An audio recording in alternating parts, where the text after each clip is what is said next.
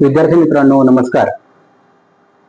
अशा कठीण स्तरातले काही प्रश्न आपल्याला स्पर्धा परीक्षेमध्ये विचारलेले असतात, पण याच्यासाठी गुणाकार, भागाकार, बेरीज, वजाबाकी या ज्या काही क्रिया आहेत हे आपल्याला फास्ट सोडवता आल्या पाहिजेत. म्हणजे अशी उदाहरण आपल्याला कमी वेळात सोडवता येतात.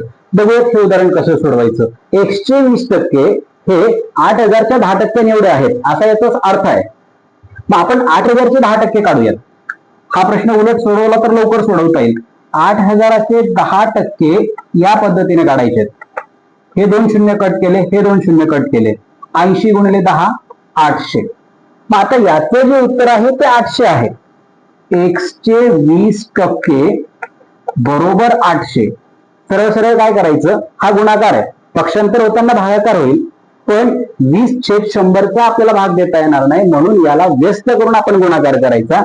x बरोबर 800 गुणिले 100/20 असा आपण हे उदाहरण लिहू शकतो. 20 20, 20 100, 800 गुणिले 5 याचं उत्तर मिळेल 500, 500, 5 40. पर्याय क्रमांक 1 हे आपल्या या प्रश्नाचं उत्तर असेल.